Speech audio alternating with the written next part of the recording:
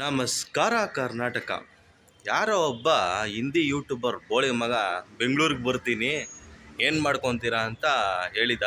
ಕರ್ನಾಟಕನ racist ಅಂದವನು ಸವಾಲು ಹಾಕಿದ್ದ. Orion mall ಮುಂದೆ ಕರ್ನಾಟಕ ಜನತೆನೇ ಬಂದು ನಿಂತಿದ್ರು. ಬೋಳಿ ಮಗನಿಗೆ ತಿಕ್ಕದಲ್ಲಿ ದಂಬೇಕು. ಬರ್ತೀನಿ ಅಂದಾಗ ಬರಬೇಕಾಗಿತ್ತು. ತಿಕ್ಕದಲ್ಲಿ ದಮ್ಮಿಲ್ಲ ಅಂದಮೇಲೆ ವಿಡಿಯೋ ಮಾಡಿ ಏನಕ್ಕೆ ಹಾಕ್ಬೇಕು? ಬೋಳಿ ಮಗನೇ, ನಿನಗೆ ತಾಕತ್ತಿಲ್ಲ ಅಂದಮೇಲೆ ತಿಕ್ಕ ಮುಚ್ಕೊಂಡು ಇರಬೇಕು. ಕನ್ನಡಿಗರ ತಾಕತ್ತನ್ನ ನೋಡಬೇಕು ಅಂತ ಏನಾದರೂ ಮಾಡ್ತಿದ್ಯಾ? ಲೇ, ನೀನು ಇರೋ ಜಾಗಕ್ಕೆ ಹುಡ್ಕೊಂಬಂದು ಹೊಡಿತಾರೆ. ಸ್ವಲ್ಪ ದಿನ ವೆಯ್ಟ್ ಮಾಡು.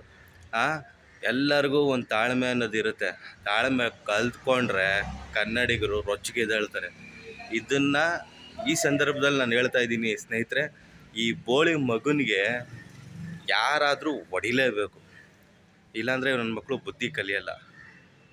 ಕರ್ನಾಟಕನ ಏನೋ ಅಂದ್ಕೊಂಬಿಟ್ಟಿದ್ದಾರೆ, ಕನ್ನಡಿಗರನ್ನ ಏನೋ ಅಂದ್ಕೊಂಬಿಟ್ಟಿದ್ದಾರೆ. ನಡೀಲಿ ಸ್ವಲ್ಪ ದಿನ ಅಲ್ಲೇ ಹೋಗಿ ಹೊಡಿತೀನಿ ಅಂತ ಕೆಲವರು ಹಾಕ್ತಾಯಿದ್ದಾರೆ ವಿಡಿಯೋನ.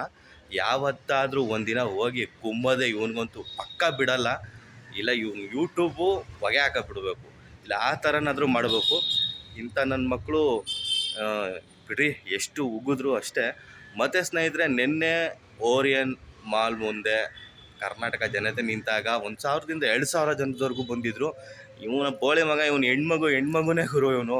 ಸೀರಿಯಸ್ ಆಗಿ ಹೇಳ್ತೀನಿ. ಮತ್ತು ಸ್ನೇಹಿತರೆ, ಇವನ ಬಗ್ಗೆ ಏನಾದರೂ ಹೇಳ್ಬೇಕಂದ್ರೆ ಅದನ್ನು ಕಮೆಂಟ್ ಬಾಕ್ಸಲ್ಲಿ ತಿಳಿಸಿ. ಹಾಗೆ ನನ್ನ ಚಾನಲ್ನ ಯಾರ್ಯಾರು ಸಬ್ಸ್ಕ್ರೈಬ್ ಮಾಡ್ಕೊಂಡಿಲ್ವೋ ಸಬ್ಸ್ಕ್ರೈಬ್ ಮಾಡ್ಕೊಳ್ಳಿ, ಸಪೋರ್ಟ್ ಮಾಡಿ. ನಮಸ್ಕಾರ.